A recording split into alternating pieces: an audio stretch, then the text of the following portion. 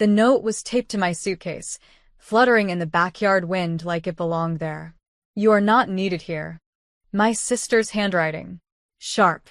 Familiar. Cruel. I stood by the gate in my work heels, suitcase beside me. Another on the patchy lawn. No one came out. No one texted. After a 14-hour flight and 2 months overseas, this was the welcome I got from my own blood. The living room lights were on. Laughter spilled faintly through the curtains. I didn't knock. I didn't shout. I just stood there. Until something in me flipped. I lifted my bags, turned around, and walked to the car. I'd never told anyone about the one-bedroom apartment I kept on the edge of town, the one I paid for in cash under a different name. That night I drove there. I unpacked in silence. And I went still. No calls. No posts. No explanations. Just vanished. They thought they'd gotten rid of me. What they didn't know was that I'd already pulled away long before they kicked me out. And now I was going to show them who they discarded. Without a word. Without a sound. Just consequence. The apartment was cold and undecorated, but it was mine. I hadn't been here in almost a year. Not since I started funding my parents' home improvements, paying off my sister's debt, and helping cover the mortgage they swore was temporary. They'd begged then. Cried even. Told me I was the stable one. Now, they couldn't even send a text. I sat at the small kitchen table, staring at my phone. No missed calls. No, sorry. No, come back. And that told me everything I needed to know. That night, I opened the file I kept hidden on my personal drive, labeled for later. Inside were copies of every financial transaction I'd made for them over the past 6 years. Bank transfers. Loan statements. Receipts. I'd never deleted a single one. I'd funded everything quietly. I pulled out the burner phone I used when I traveled for work. No one in my family had the number. And I made a call. Hey, Darren? Yeah. I'm ready. Tell your people the answer is yes. Silence, then a laugh on the other end. Took you long enough, Camille. I didn't laugh. Because I already knew how this ended. Darren picked me up in a matte black SUV 2 mornings later. He didn't ask about the bags I brought. Just nodded, handed me coffee, and said, "Your lawyer's waiting downtown." We drove in silence, the city rolling by in slow motion. I kept thinking of the note my sister left on my suitcase. The handwriting. The arrogance. They thought I had nowhere else to go. They had no idea I'd been working for a private development firm for over 2 years, quietly acquiring distressed properties in our county. I'd hidden my ownership behind shell companies. Paper trails that looped back into LLCs with names even my accountant couldn't guess were mine. But this next move? It was personal. Your parents' house, Darren said, glancing at me. The land they refinanced last spring. That's parcel 14B, right? I nodded. With an overdue balloon payment. He handed me a document. We just bought the debt. I took the paper. Read it slowly. Then smiled, but it didn't reach my eyes. My family taught me everything, I said softly. How to lie. How to take. How to vanish.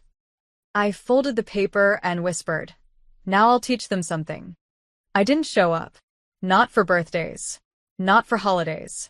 I became a ghost in their world, invisible, but always watching. My sister posted selfies from my old bedroom like she owned it. My mother complained online about her ungrateful daughter who had gone off the rails. My father never mentioned me again. Silence, as if I'd died. But I hadn't. I was reborn in quiet strategy. While they decorated my childhood home for spring brunches and posted faux influencer reels, I met with land surveyors, code enforcement, and a few very discreet inspectors. The soil tests came back, showing structural risk. The insurance company, after a quiet nudge, reevaluated the coverage. The bank began calling my dad weekly. He laughed it off. Just paperwork. He didn't know I was sitting 2 floors up in the same building. Watching. Then one morning, a notice was taped to their front gate.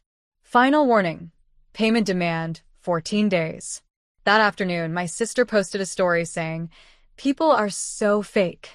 Family is useless." She had no idea. I didn't reply. But I scheduled something for the next week, 10 a.m. sharp. They'd all be home, and I would knock. At exactly 10 a.m., the knock came, but it wasn't from me. It was from the city marshal. My parents, still in pajamas, opened the door to find two officers, an inspector, and a lawyer holding a bright orange envelope. My mother screamed when they handed her the notice. My father tried to argue, waving his hands, voice rising, but it didn't matter. Their property had been flagged for public safety violations. The insurance had lapsed, and due to a missed payment, one I knew they'd overlook, the bank had initiated a repossession. In 30 minutes, they were escorted off the premises. My sister stood on the lawn barefoot, holding her phone, shaking. Who did this? Who did this? That's when I arrived. Calm. In a tailored navy dress, holding an iced coffee. She froze when she saw me. My father looked like he'd seen a ghost. Camille? I nodded politely. It's nothing personal. Just business. The lawyer beside me added, the new owner has the right to immediate inspection. I stepped inside my childhood home, the one they sold to themselves with my money. And this time I didn't need permission. The house was a mess. Stained carpets, chipped paint, unpaid utility notices stacked on the kitchen counter. My parents had let it rot because they thought it would always be theirs. Untouchable. Safe. I walked through the rooms like a guest, but every corner whispered memories. My childhood bedroom still had my old bookshelf, now covered in dust and someone else's makeup stains.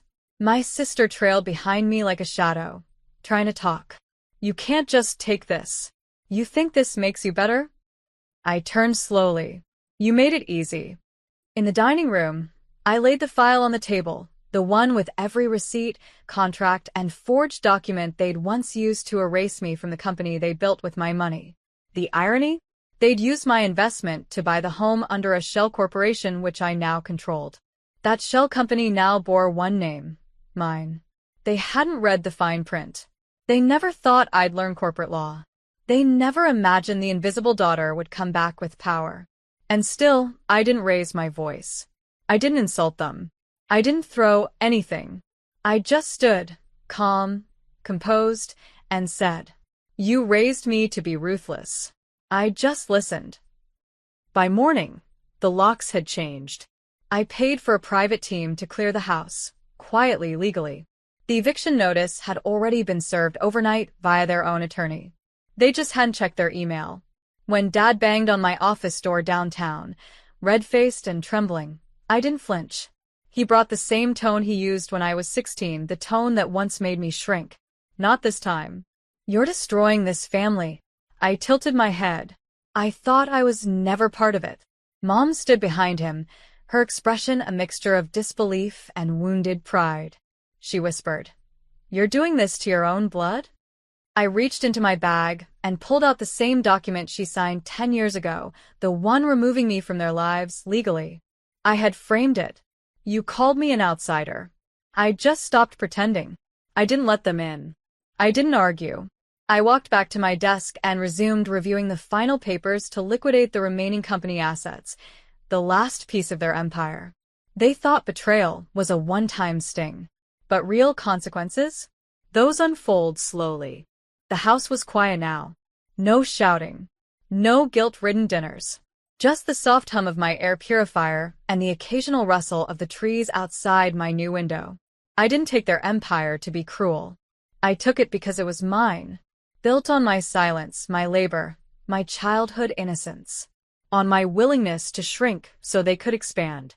On my $60,000 that became their ladder, and their arrogance. The papers were finalized today. Their company was sold. Every client transitioned. Their accounts drained legally, ethically, documented to the last penny. I hired them a lawyer to ensure it was clean. That was the final kindness they'll ever get from me. They now live in a small apartment. I live in the city. Peaceful, protected, and private. My therapist asked me what justice felt like. I didn't answer. Instead, I smiled for the first time in years. Not because I won, but because I'm free. Because I remembered that when they said, "You don't belong here," they accidentally gave me permission to build something of my own. And this time, no one's name is on it but mine.